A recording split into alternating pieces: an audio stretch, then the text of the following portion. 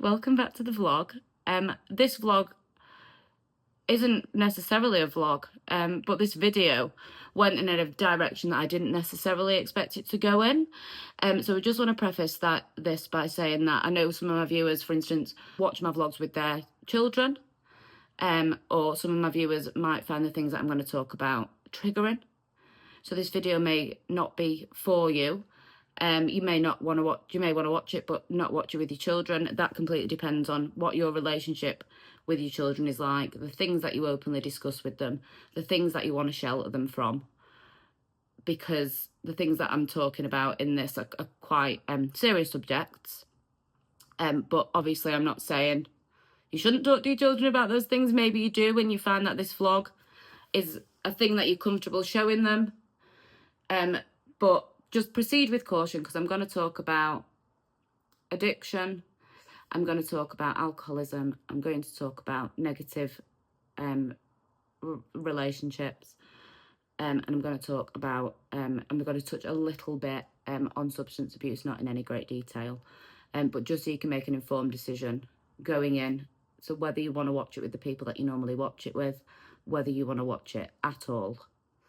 So I just want to preface this. I didn't expect to sit down and talk to the camera for as long as I did about my entire journey into alcoholism and back out the other side. I've been sober for over 4 years, and I just wanted to sit down and give the camera a bit of a backstory, and it ended up going in another direction. But just so you're fully prepared going in, the first few clips are like a normal vlog, and then I sit down and talk to the camera, and it becomes like a Q&A without any of the cues, just pure answers. So yeah, I hope you enjoy the video, or if you want to turn off, that's absolutely fine. I'll be back to normal next week with my normal vlogs. We're going to Manchester to see my parents, and I'll leave this here and I'll send you back to me from a few hours ago. See you later. Good morning. How are you? We're in the midst of a heat wave.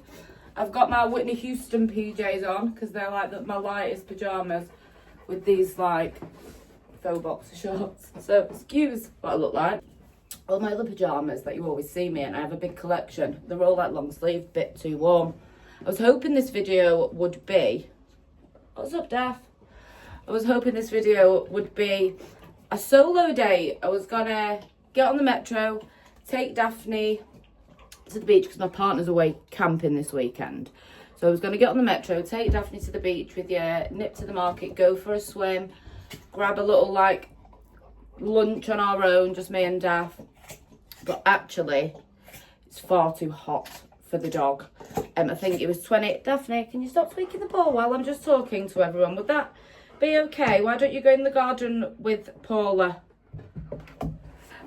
She's like, go on, go in the garden. Good girl. Wait for mummy downstairs. What was I saying? So yeah, I was hoping it'd be a solo date video, but our partner's away, and he's got the car, he's in Scotland. I've not passed my driving test anyway, so let's be honest about that. Even if the car was here, I couldn't use it. So if he was here, we'd go somewhere to swim. So I thought, well, I'll take her somewhere to swim, but it's actually going to get to 28 again today. The metro stops half an hour away from the house, so that'd be a half an hour walk. Then she'd be on the metro, real hot. And then we were going to go for a swim at the beach, grab some lunch. But I'm just worried about her because it's boiling. So I'm literally going to take her across the road to the park for a real quick poop because she prefers to poo in the park. That's an interesting tidbit about Daphne. She prefers to poop in the park, so we're going to very quickly go to the park. Then we're going to come back. I had a paddling pool out yesterday for her, but I'm going to refill a paddling pool, keep her nice and cool. And we're just going to have to do like a bit of a weekend at home. Again, because you know me, I'm always at home. We do stuff together. Next week we're actually going to Manchester to see my parents, so that'll be a nice fun vlog. But for today, we're keeping the dog cool. We're hanging out at home. And then towards the end of the vlog, I thought we could have a little chat about me. Sounds selfish, but I just thought I've talked a lot about my sobriety and other things like that over on my TikTok. I've never really discussed it here, so I just thought I'd give you a little mini bit of my backstory. Heads up, I'm a terrible storyteller, Because if you can't tell, my mind's always pinging off in different directions. I'll start saying one thing, and then like somehow I managed to successfully talk over myself quite a lot. So I'm going to try and tell you like a concise version of my sober story, why I got sober, how I ended up here living in Newcastle, being from Manchester, with a German Shepherd, a three-legged cat and a big ginger bearded man. So I just thought we could do that towards the end of the vlog, have a little 10-minute chat about stuff. Then you can ask me any questions you want in the comments maybe. But anyway, before it gets any hotter, I'm going to throw not a "It's Whitney, bitch" t-shirt on. And just get outside with the dog for like under 10 minutes because it is far too hot for her. It's far too hot for her. It's even too hot for the cat today, and Paul loves to be pure boiling. So let's do that. As I said, my partner's away in Scotland, so it's just us this weekend. It's just us. It's like, do you mind if we go camping? And I was like, I mind if you make me come. If you don't make me come, that's fine. I've actually not even texted him, so I'm going to drop him a text just to say good morning. One thing about me, I'm very good at being on my own. I love my own company. Of course I miss him, I love him. But I love being on my own. And when you've got a dog and a cat, are you ever really on your own? Maybe that's why I don't get lonely. Because I've not been alone since Paula moved in with me 7 years ago. Anyway, she's waffling again. I've got some clothes on. I've literally got a bear t-shirt that I got for free from work and some black leggings. No, I'm not ironing it because I'm literally going to the park. And then I'll be putting my Whitney t-shirt back on. I'm not a summer dresser. I'm not a summer dresser. My wardrobe's chock-a-block with like jumpers and layers and like just cute knitwear, like things like that. And luckily we don't get much summer. Don't get me wrong, I love a sunny day, but I love like an autumn or spring sunny day when it's just not too hot for the dog.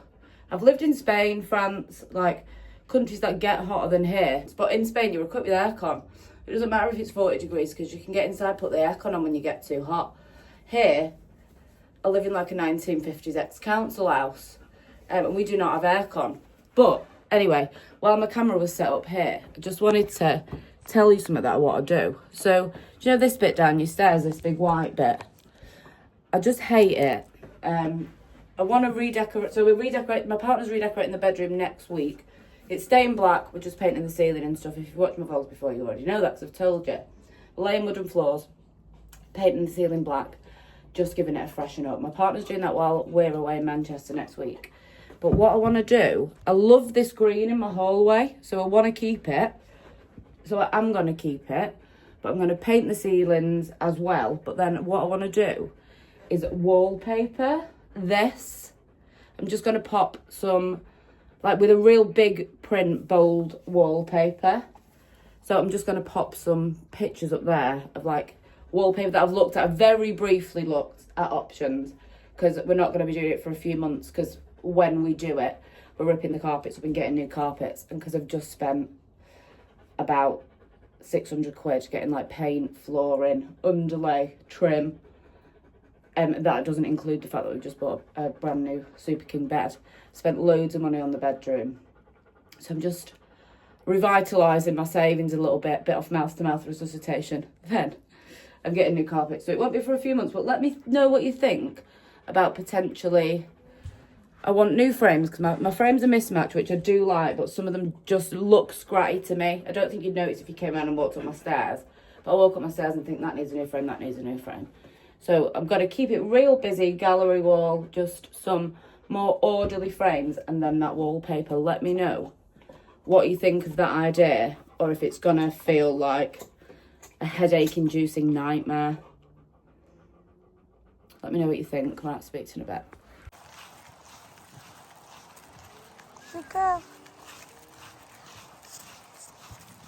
So, I'm back. So Daphne, 5 minutes in the park. She wants to play, and I know it's too hot, and I feel like a bad mum, but I think what a good mum will do is actually be cool to be kind, just keep her in the garden, in the paddling pool, because even just lying down, she's panting her weird little face off. So I thought while I've got a nice coffee, I'm getting better at them all the time. While I've got a nice coffee, before my makeup inevitably slides off my face, And before I do that boring portion of my day that isn't even filmable, things such as emptying cat litter trays, catching up on the next 2 episodes of Love Island, because it's my guilty pleasure, and like emptying bins, do you know, like that kind of, not the reset stuff that people want to watch. I did a bit of a clean yesterday, so I've just got those like rubbish little bits to do. So before I get to the unfilmable portion of my day, put my Whitney pyjamas back on and have a cold shower, I thought we would sit down, have a little chat. As I've already just said, I'm not brilliant at storytelling because my mind goes off in all different directions. But I know that I've briefly mentioned on this channel about me being sober. I've mentioned it, but never in any great detail. So I just thought we'd talk a little bit about that. So if you do find talk about alcohol, things like that, triggering, then maybe just fast forward 5 or 10 minutes. Because maybe it's something that you find triggering, maybe it's something you're interested in, maybe it's just simply something you don't care about. But I think it was about time that we got to know each other a little bit better. So here goes. As you know, my name's Holly. I live in Gateshead with my partner, my dog Daphne, and my 3-legged cat Paula. I'm from Manchester, if you cannot tell by the Manc accent.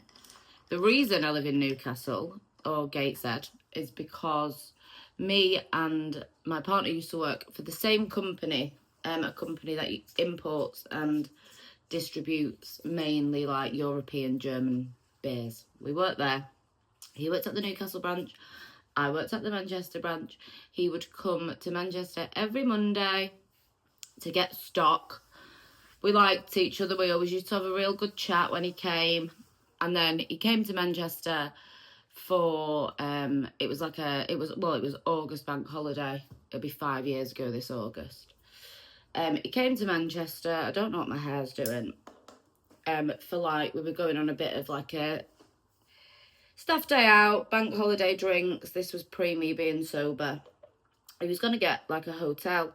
I was living in a 2-bed flat on my own. Well, not on my own, with Paula at the time. And I said, oh, mate, you just stay at my house. That's fine. Like, you can stay in the spare room. And then we had a really nice weekend. And then we were like, maybe we should hang out again. And the rest is history. We were long distance for about six months. And it was the August just after the March of the first COVID stuff. So just post-lockdown. And I just burped, sorry. Post-lockdown. And then I came to stay in Newcastle for Christmas. We decided to spend Christmas together. We'd only been together for August, September, October, November. We'd only been together for 4 months. And I came up and I was still on like partial furlough. So I was working like 16 hours a week, mainly from home. And then Christmas passed, we went into that sort of weird kind of second lockdown. And my boss at the time rang me and said, if you're still in Newcastle, feel free to stay there and work from Newcastle until we need you back full time. So we chatted about it and I was like, okay, I'll just stay here. And then that took us all the way till like the end of April, beginning of May. My lease was then up on my flat in the July. And I was like, I think it's sensible to sign for another 6 months, stay long distance. So I went home and then we were just doing the long distance thing again for a couple of months. And then I said, look, I'm going to re-sign another 6 months on my flat because I think it's too soon to move in together. And then we sat and chatted and we were like, we've literally just done it from December to April, May, whatever it was, I can't remember exactly.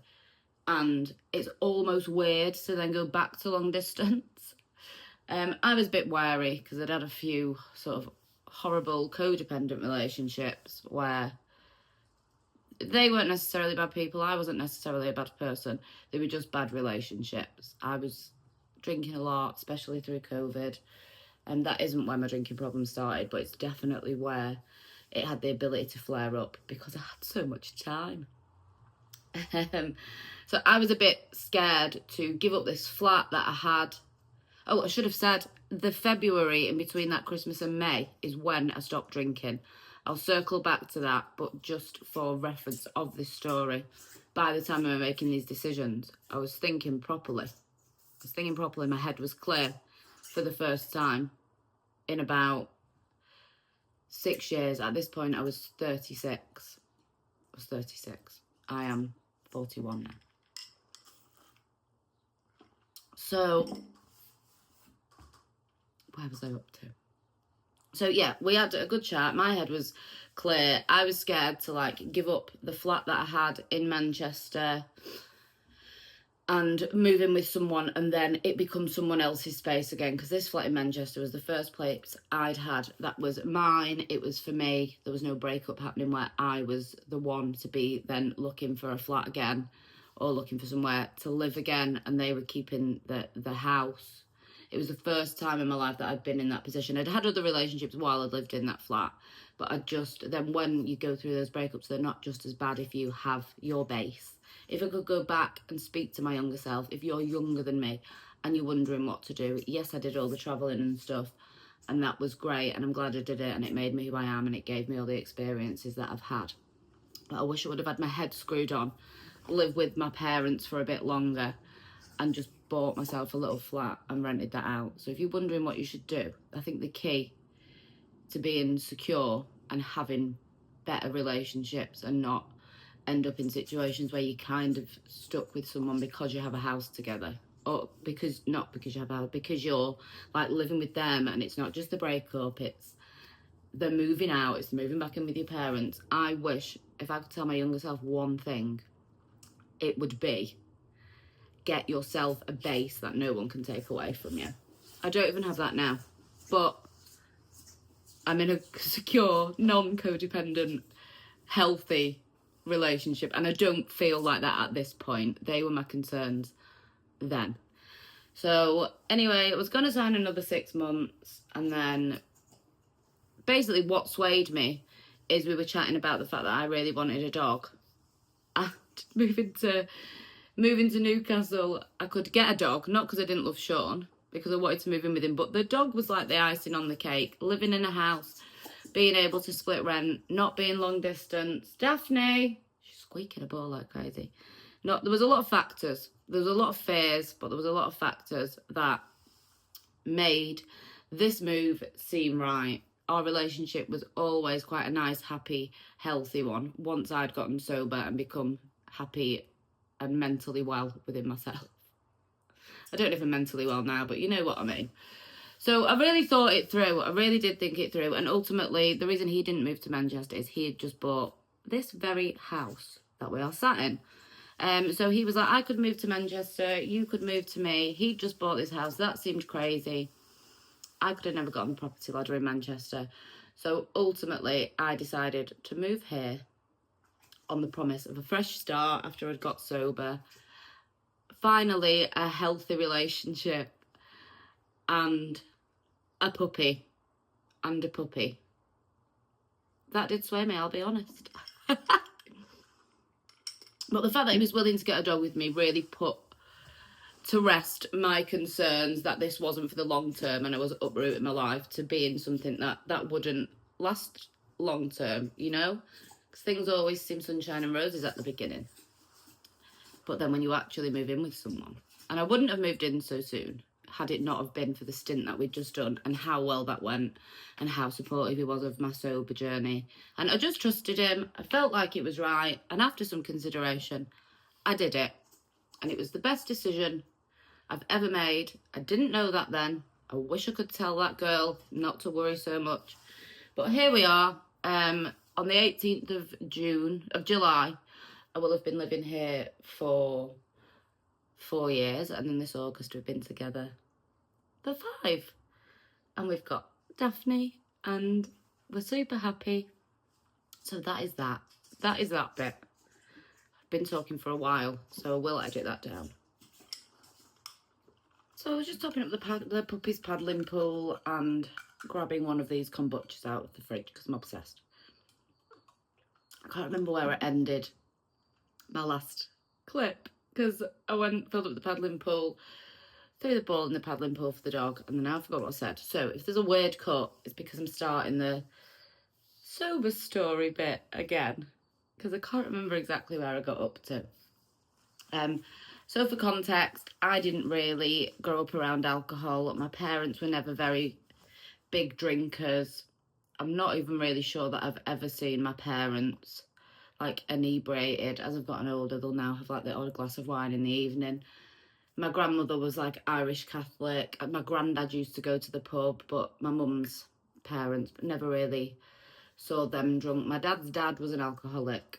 He passed away when I was very young, so I think that made my dad very wary of alcohol. So whether my addictive nature got passed down genetically, whether it's like a nature over nurture thing, if I had to say, for me, probably nature, because I just didn't grow up in a household where alcohol... That was silly, Daphne. Come on. I didn't grow up in a childhood where alcohol was particularly commonplace. It also wasn't like hidden from me. It was never pushed down my throat that alcohol was bad. It just wasn't really a factor in my childhood. My dad's dad, I don't really know too much about it, ended up passing away in a very strange way. He was found in Manchester Ship Canal. No one really knows how he got there. We don't know if it was an accident, if it was something that he did on purpose, or if it was something else. I was only, I think, about 7 at the time, and I didn't really know him very well. So this isn't like a sob story situation, because I don't hugely remember it. But I think my dad had a bit of a tough childhood due to that, so hence the reason why alcohol wasn't commonplace when I was growing up. Anyway, so I used to go out a lot when I was young, like 18 to 20. Used to hang out a lot with a girl called Natalie, who I was at college with. She used to drive us into town, so we used to go out on nights out, not drink, because she would drive us into town, and I was always comfortable going out, having a dance, not drinking, and that was always something that I was fine with. Then I worked at French Connection when I was super young. I didn't go to uni. I worked at French Connection, and they were kind of my uni years. We all went out together, we all got drunk, did other things that I don't feel like I need to talk about, because other substances weren't really my mountain to climb. They were just, at that time, something that used to happen. But I was never like the biggest drinker. I was never really a day drinker.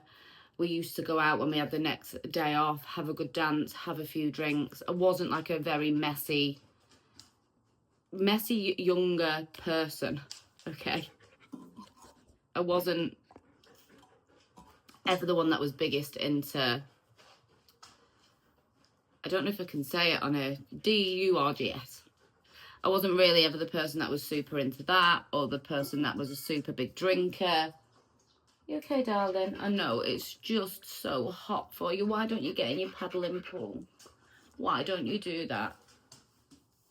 And then when I was 23, I went through a rough breakup.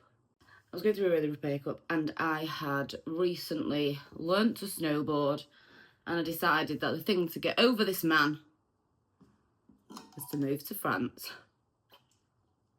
So I moved to the French Alps, did a ski season, and there, in that bubble that I was living in with those people, there's a big culture of après ski, which you probably know, but if you don't know, so après ski is like when the lifts close for the day, from about 3 o'clock, when the lifts kind of close for the day. I think après probably starts about 3, finishes about 6-ish. and everyone sort of day drinks. So I kind of got into this culture where I was 23, I was living in the French Alps, everyone was day drinking all the time. We were drinking every day, because basically when you do a ski season, or when I did, I essentially lived in a cupboard in one of the chalets with another girl. Our single beds were like this far apart.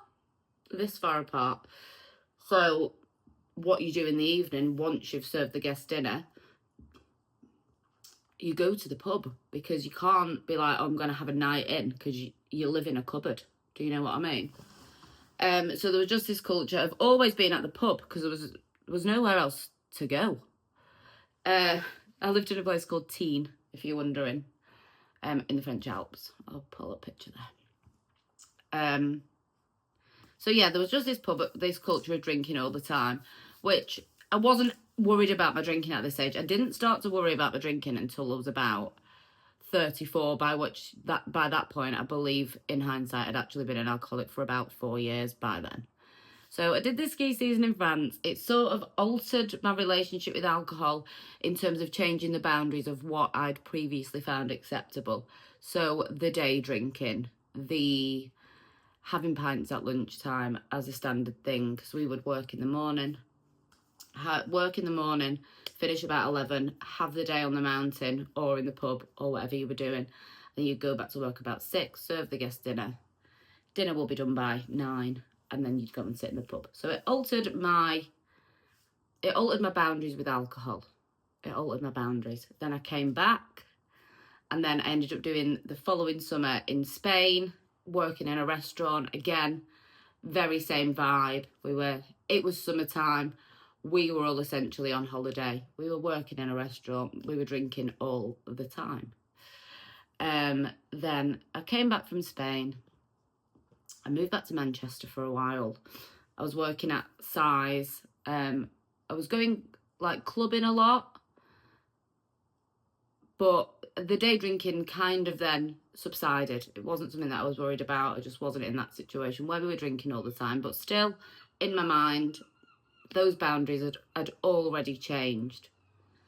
Again, not worried about my drinking at this point. I used to go out clubbing a lot to like Sankey's, the Warehouse Projects, all of those kind of places, and we used to get wrecked. I'll be honest about that. But again, still there was no drinking in secret at this point, none of that. Then randomly, my friend Helen was moving to Switzerland, and she was like, do you want to come with me? And I was like, yeah, why not? So I moved to the Swiss Alps in the summer, and I was a nanny, and I worked for this family. I lived in a camper van with my friend Helen, and then I got a little flat, and I was living in a place called Saas-Fee in Switzerland for about 4 months. And then I came home, and the family that I'd been nannying for were like this rich family. And the mum of the family, we got on really well. And she offered me a job working at their estate agents in Chelsea, in London. So I did property management there. I absolutely hated it. I was with, by this point, a guy who was he was like a pro skateboarder for a living. He was into a lot, and he was always out drinking because he didn't really have to get up for work. And then that culture again started to creep into my life, and I ended up quitting my job at the estate agents and going to work at the infamous Hawley Arms. If you're like a big fan of like Amy Winehouse, Pete Doherty, those kind of people around this time, those like Camden people, you can imagine what the culture was like. Like the Hawley at the time that I was living there was basically Amy Winehouse's local. There was this culture where being inebriated, taking certain things and drinking a lot was normal. It was so normalised. It was almost like I was on a season again. But I was living in London with next to no money, working at a pub on minimum wage. The drinks were free, so we just used to spend all our time. The drinks were free or very cheap. If you were on shift, you were allowed to drink, basically. Or we did. I recall it as we were allowed to drink. but we just all used to have like vodka and Diet Cokes next to the sink, whether we were on a day shift or a night shift. And it was just this bubble where, again, I was drinking every single day. I was drinking at work. We'd finish work. We'd go out. Everyone lives in shitty flats, again, because it's very much like, even to live in London now, if I lived in London now, I would have to live in a shitty flat in a house share, because living in London is so expensive that unless you're on like some kind of 6-figure salary or something, you're living like a student, or that's how I found it anyway. So again, living in shitty flat shares, things like that, we were just always out. And that is when I think, I never thought I had a problem, but that is when my problem started. That was when my problem started. Like I said before, the other things, the DURGS, I don't know what you can say on here. You have to be very careful on TikTok, and I don't know if it's the same on here. They were always like a thing on the side of my heavy drinking. So I didn't have a healthy relationship with anything, but they weren't my huge problem. My problem was always the alcohol. We'd drink in the morning, we'd go out, stay out all night, go into work for the day shift, drink at work because we were still up from the night before. That kind of life. So I was in Camden for about 2.5, 3 years. I believe I left Camden in 2008. I think that's where we're up to. I can't remember exact dates. It's been a long time. And then after that, I moved back to Manchester. I was in a very unhealthy relationship for about 3 years. And then I sort of sorted my stuff out. But what you must understand is it wasn't just like one steady decline into alcoholism. It was, I had a bad time with it here where I was drinking too much. Then I leveled out. Then it was like this again. Do you understand what I mean? It wasn't like a linear descent into I'm an alcoholic now. It was like you're in this situation, your boundaries slightly change. Then you sort of level out because you're not surrounded by those people and you're not in that situation or whatever. And then you have like a peak of when you're drinking loads again, and then you sort of level out. That's very much how it happened. So I was worried in Camden that I had a bit of a DURGS problem, and I thought, I've got to get out of here because this isn't good for my mental well-being. So I had enough clarity and foresight to see that. So I wasn't in my like addict brain place, obviously. I know all this in hindsight. I didn't know that at the time. So I moved back to Manchester. I did some really shit jobs. I was in a bad relationship. I worked at JD Sports, which is so not me. My partner at the time didn't have a job. I was sort of supporting the two of us. He was trying to be a musician. I was an idiot. That relationship eventually broke down. Then after that, I had like an okay relationship, but with someone else who was in a band. They were on tour all the time. I was on my own all the time. I was managing a bar. At this point in my life, I was binge drinking. I was going out a lot after work, bar culture. You finish work, you know everyone else in the other bars. The drinks are free. No one has to start work till 4 o'clock the next day. That kind of... I was a party girl. I would say that in Camden, and then when I moved back to Manchester after that, I was a party girl. When I moved back to Manchester, the DURGS part of my life fell away to a point.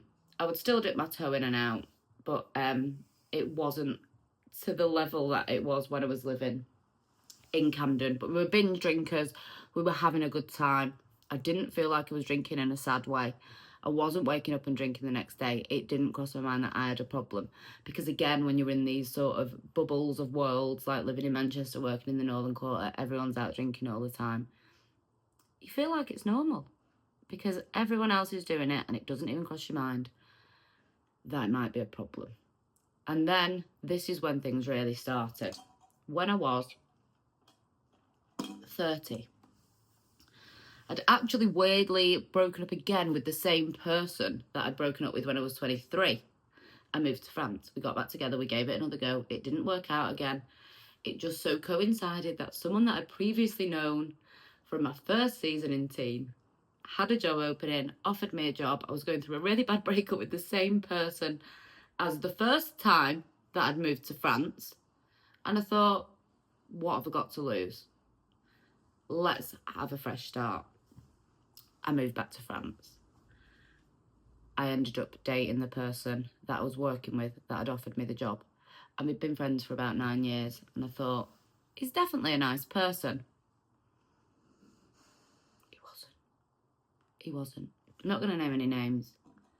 He'll never see this video, but let's just say he's a very different person in a relationship to the person that he was not in a relationship. It was like controlling, judgmental. He would do things that were okay for him and then treat me like a absolute TWAT if I did the things, if I did the same things that he was doing. I would like be in trouble. He wouldn't speak to me. He'd sort of isolate me. I'd moved to France. We were sharing a flat because it was the flat that came with the job, basically. Because when you do seasons, I used to get £500 a month, and then you'd live within the chalet, and you'd get like free food, free chalet wine. Note the free chalet wine. That's going to be important later. So I was in this position, living in France, where I don't know if I would say it was like an abusive relationship. It wasn't like a physical thing. And I know people have been in a lot worse situations, but in the situation that I was in. So what he used to do basically was, I was quite forgetful when I was drunk. I'm bearing my soul here. I was always a forgetful drunk. I'd drink too much. I'd forget everything. But there was just a few times, because I'd wake up and be like, oh my God, what happened last night? So he knew that I forgot stuff when I'd been drinking. But there was just a few times where I'd been drinking and he thought I was drunker than I was, or thought I'd forgotten, and he'd make things up that I'd done, and I knew that I hadn't done them because I wasn't as drunk as he thought I was. So that was awful. That was absolutely awful. But I felt very trapped. We were sharing a flat. I'd burned through all my savings, drinking too much, partying too much.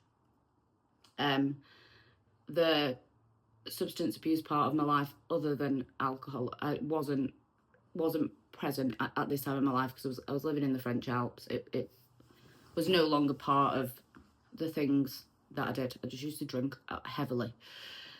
But I felt very trapped. I'd burned through all my savings drinking. We lived together in a flat that came with the job, and I had to work with him. He was like the chalet manager. I had to work with him. There was only 3 of us working there. Him, a lad who was the chef, and me. I felt very stuck. I sort of knew that it was only a 6-month period, then I'd be going home, but I'd quit my job as a general manager, earning good money, living in Manchester, partying with my friends. I'd given all that up, moved to France to try and get over someone, and it had completely backfired, and I didn't want to give up and come home and let everyone know that it had completely backfired. So I stayed ultimately within that season. We did break up, and I did move in with a friend, but I was still in that culture, that environment where I was drinking a lot. The friend that I moved in with was also a big drinker.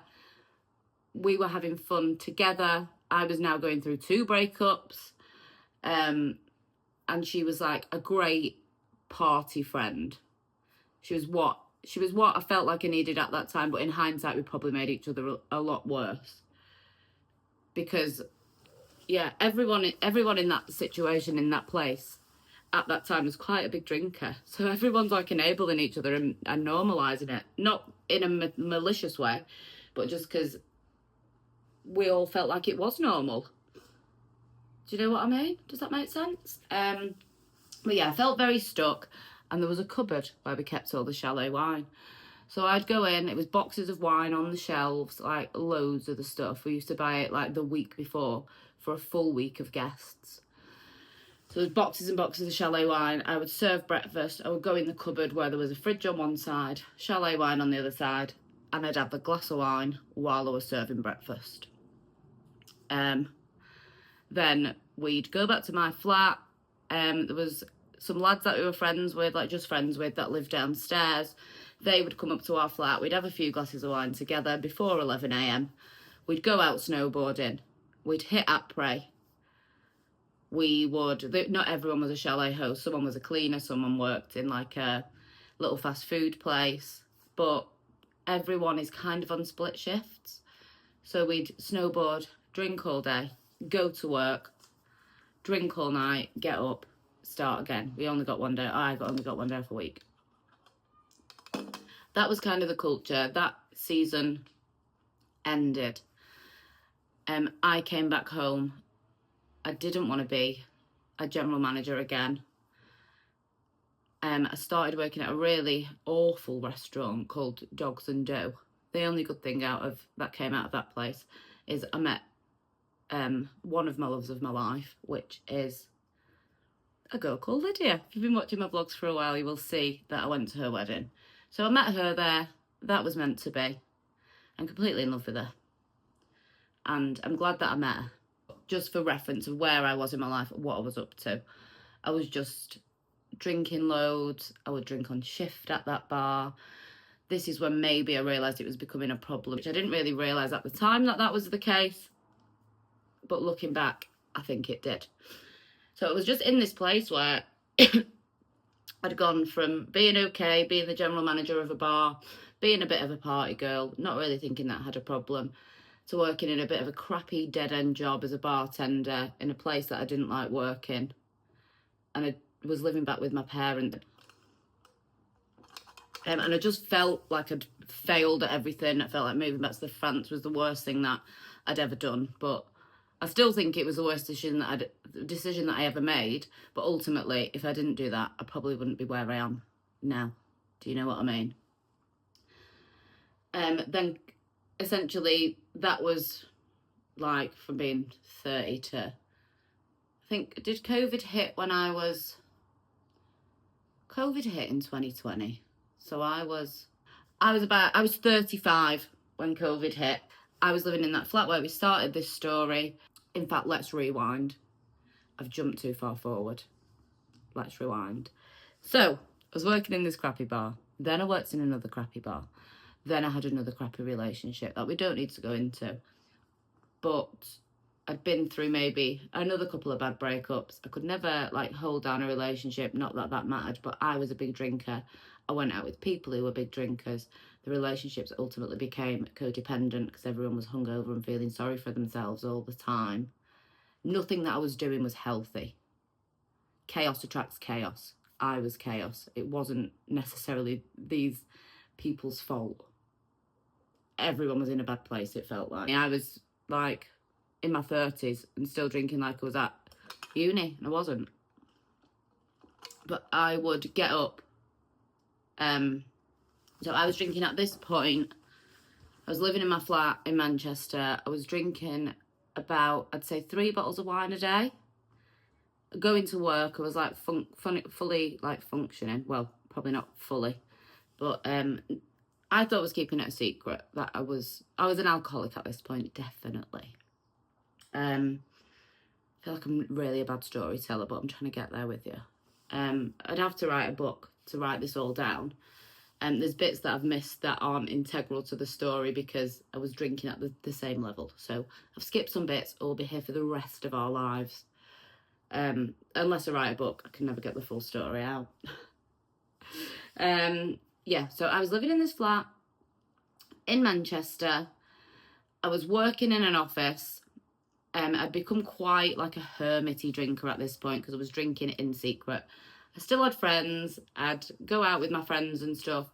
But most of my drinking was, I would get up in the morning, I'd have a glass of wine while I was getting ready for work, with whatever wine was left over from the day before. I'd think, I'm not going to drink at work again today. Then it'd get to lunchtime and I'd have the shakes and stuff. And I'd go to the shop. This isn't tips, by the way. This is a bad plan. I'd go to the shop. I'd buy those little cans that look like this. But they are, you can't see it, can you? Those little cans that look like this, but not kombucha. They were cranberry and vodka pre-mixed. And this kombucha's really making me burp, guys. That was an awful noise. If you hate mouth noises, I feel like you're going to unfollow me and leave. I was drinking 3 pre-mixed vodka tinnies at lunchtime, not to be drunk at work, just to make myself feel normal, like I could get through the rest of the day. Then I'd get wine on the way home, and I'd just sit in my house and drink, fall asleep on the sofa. I looked terrible. I felt terrible. Yeah, I never put makeup on. Not that you have to put makeup on. If you feel comfortable without makeup, do it. But I didn't used to make any effort with myself. There was no skincare. There was no coziness. There was no wholesomeness. I was basically the opposite of what I am now. So I was still an obsessive cleaner, I will say that. But that's something that's never left me. So I was just in a pretty bad place already. I had some other boyfriends during that time, but nothing of note, just more codependent relationships with people who weren't also in a mentally good place, I will say. That's probably not true of everyone, but I didn't really have a relationship over about 6 months at this time in my life, ever. So nothing of note, no one awfully damaging, just codependent stuff. 50-50, I was equally as bad. No one was to blame. We were just people who weren't in the best headspace. Do you know what I mean? Chaos attracts chaos, as I've already said. So then COVID hit. And then the person that I was seeing during COVID was also a very big drinker. And again, zero taboos around it. So for like the first, say the March to, I think he only lived with me for like 3 months during COVID. So from the March to the end of that May, we would do wine runs to the shop. We would drink from morning till night every day. I had no energy. I didn't use my lockdown well. I wasn't breaking banana bread. I was getting absolutely leathered every day. Drinking loads, not achieving anything, sitting in the park drinking, sitting in the flat drinking, binge watching TV. I did nothing of any note. We had a big row. He moved out. He moved away. That was the end of that. Life began to go back to normal. Restrictions lifted. And then we're back to the beginning of our story. Sean came to Manchester. You know, all of that bit. He knew that I was quite a heavy drinker. So we were together August, September, October, November, December, January, February. So we were only together for 6 months while I was drinking. I was drinking in secret from Sean. He said he always assumed that I was a massive lightweight because I was drinking in secret from him. So he would see me have a couple of glasses of wine and then I'd seem like I was shit. But then what he didn't know is I would have another bottle of wine in the cupboard upstairs. Or I'd have some vodka tinnies in my bag. So he thought I was having a couple of glasses of wine and I was leathered. But what I was actually doing was letting him see that I did have a couple of glasses of wine. And then I was really drunk. So that's what he thought. He didn't know anything. He knew that I was an arse. And that I'd pick fights with him. And be a bit of a nightmare when I was drunk.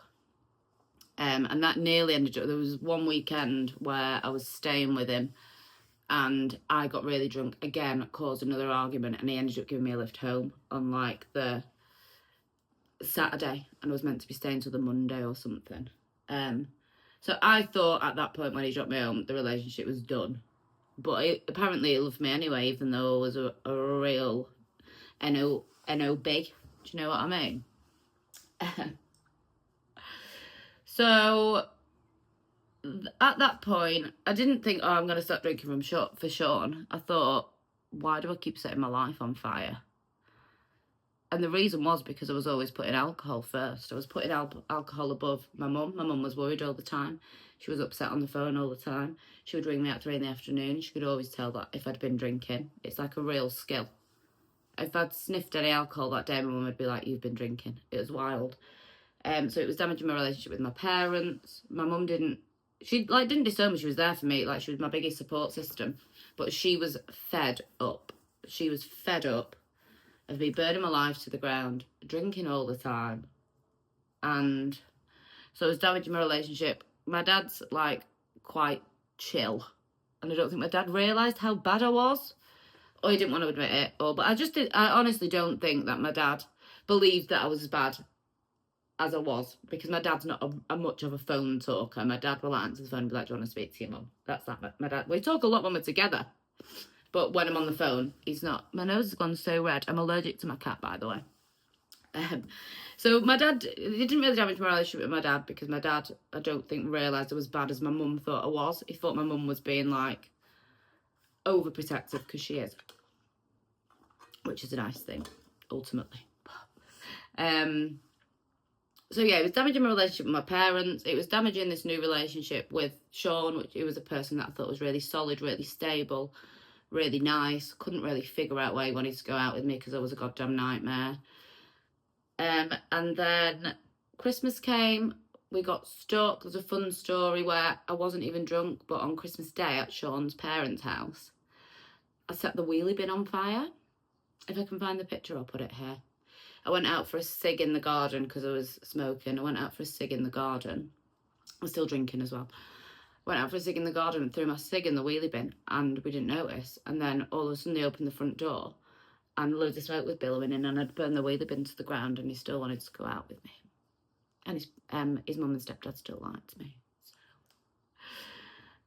And then I was living with him for a while. I'd spoke to my mum, and I'd said I'd had another argument with Sean. I used to want to like crawl out of my own skin just to get away from myself. A lot of my drinking was tied into my anxiety from the things that I did when I was drunk.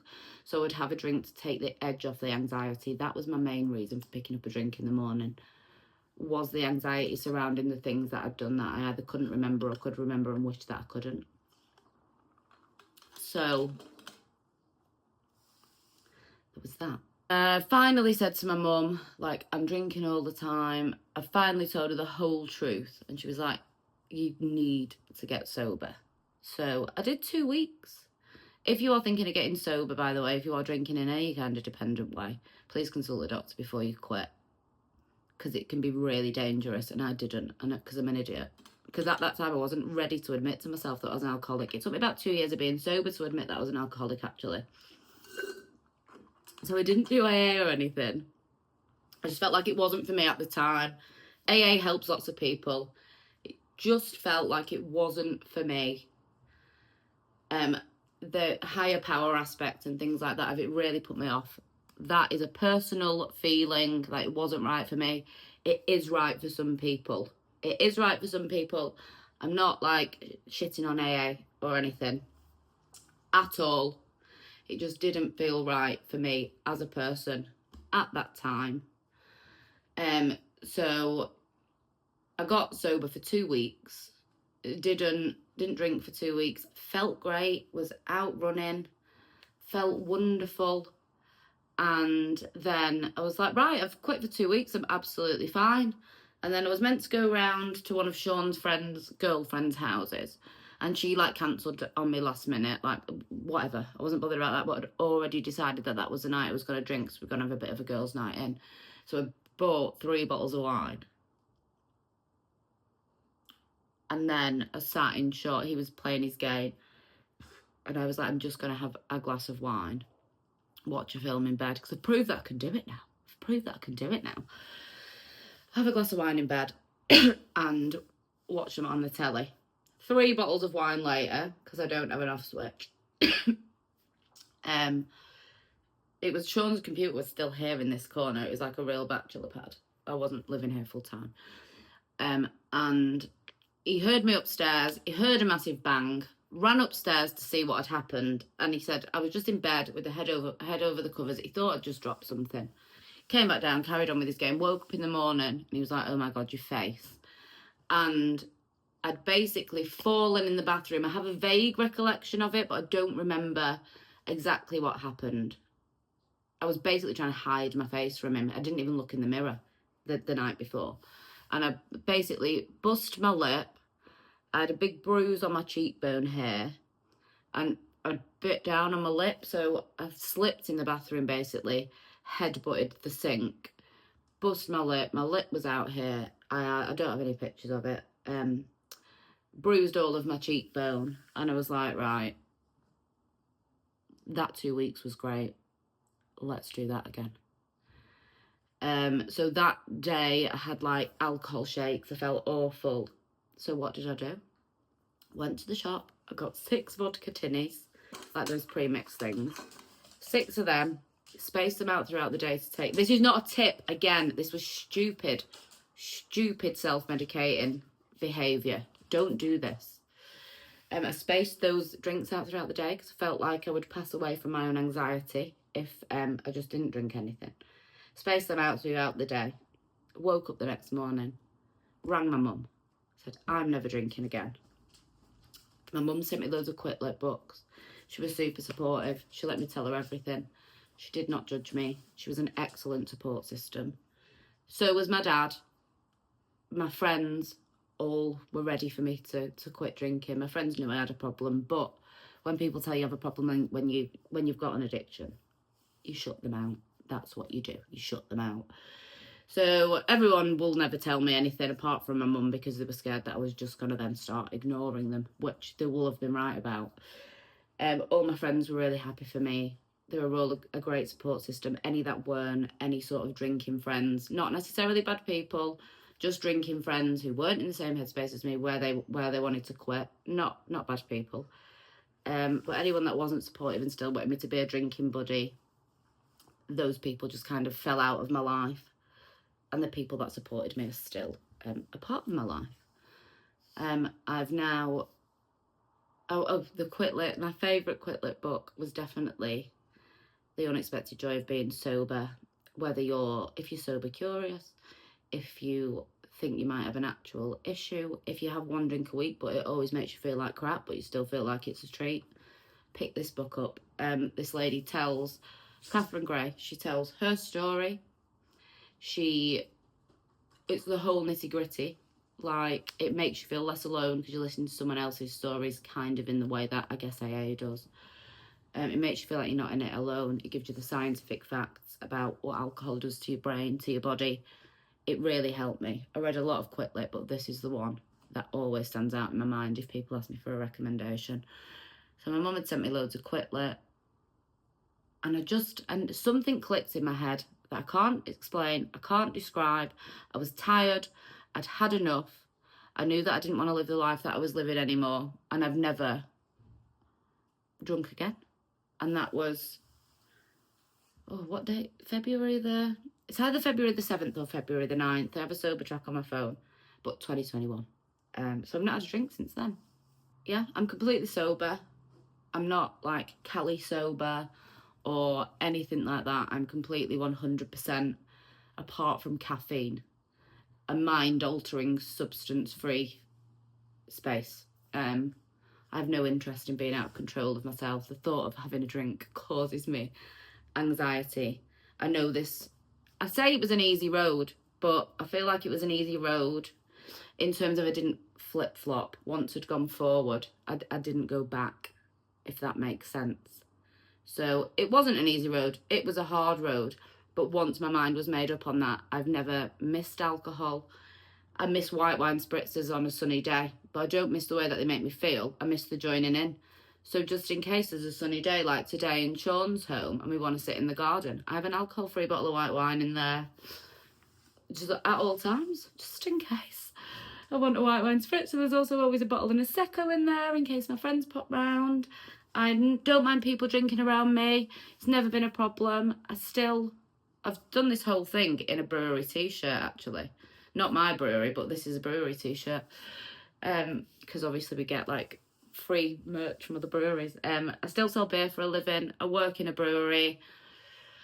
It would have been a part of my life that I would have changed had it have affected my sobriety. I would have changed anything to get sober, but it just so happened that I've always, for most of my life, sold alcohol in one capacity or another. I don't have issues with people drinking in front of me. My partner still drinks. It doesn't bother me. I'll go out with people who are drinking. I'll go to weddings. I'll have a dance with drunk people.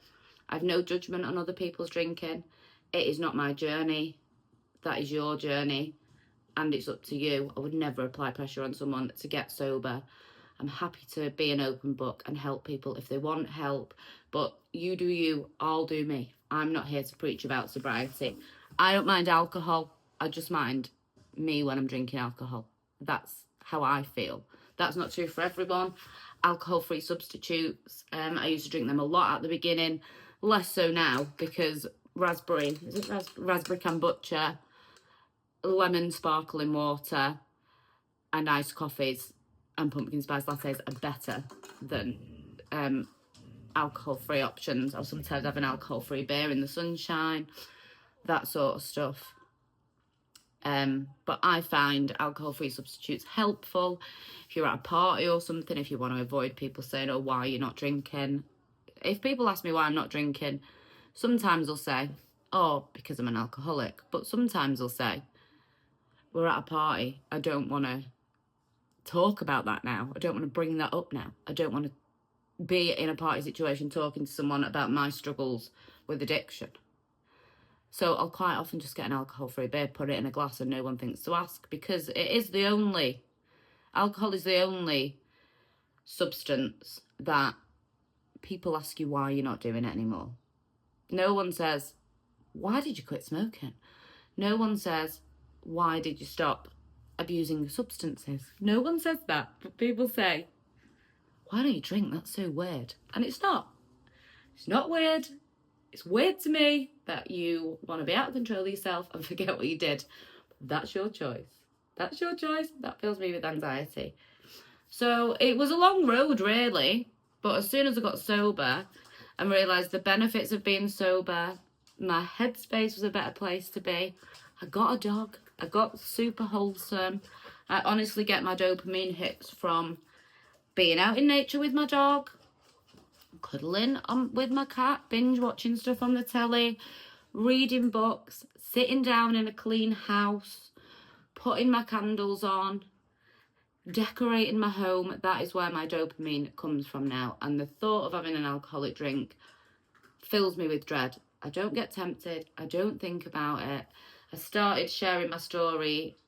I started my TikTok, which ultimately led to me starting my YouTube, because I wanted to give people sober tips and things. So I started doing that, and that's why I started my TikTok. I don't know why I'm fiddling with this. It's my candle putter hour.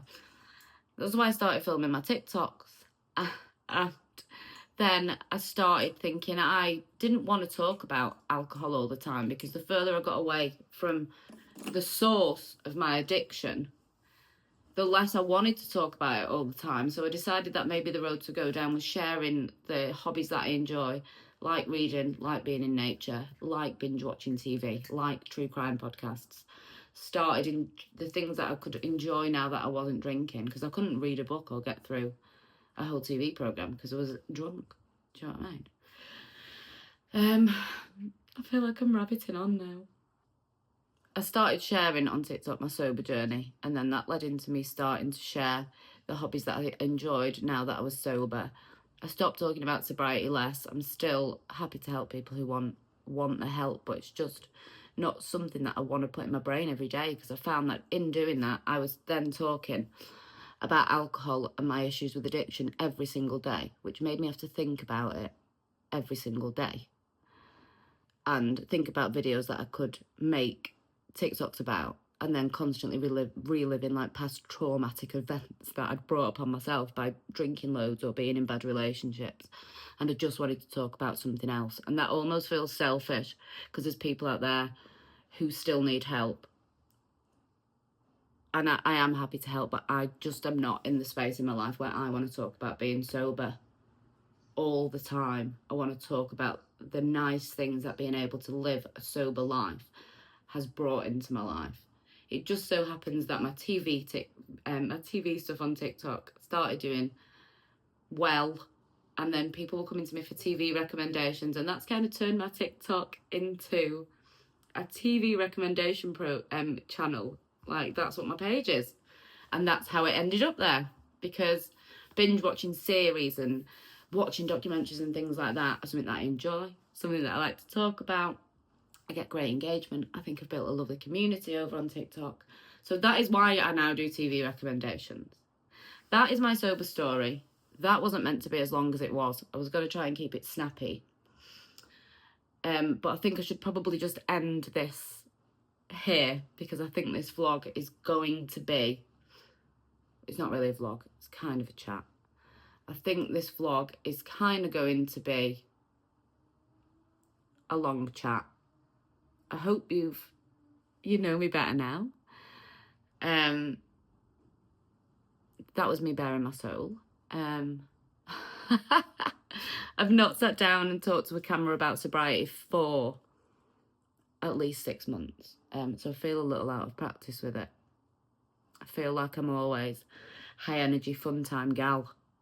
And that's not true, actually. I don't feel like that. I'm like wholesome gal. That's better. I'm not high energy. I'm just like wholesome, showing you all the nice things, but there's work to get to this nice part that I now live in. This happy, clear headspace that I now live in. There was a journey to it. And no one's perfect. And you shouldn't compare yourself to anyone else. Because what you're comparing yourself to is just the tip of the iceberg of their life. You don't know where they've come from. You don't know what they've done. And if you're in a bad headspace, whether that's because of alcohol or because of a relationship or because of something else entirely, because you're just not feeling happy within yourself. I don't know your struggles, but I can tell you from my own struggles that there's light at the end of the tunnel and there is another place to be. And sometimes it's not the road that you expected it to be. I didn't expect to be sitting in front of a camera talking to YouTube about my addiction, ever, in a million years. But here we are. So, sorry this was a bit of a different video. I am literally going to spend the rest of the day in pyjamas watching Love Island.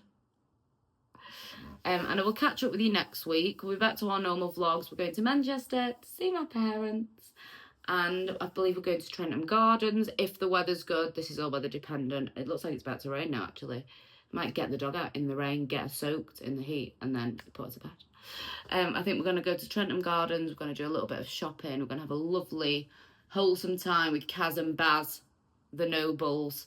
I'm going to bring you along. Thanks for watching. If you've got any comments, questions, please pop it in the comments. I keep burping because of this kombucha. Please put it in the comments or DM me on TikTok.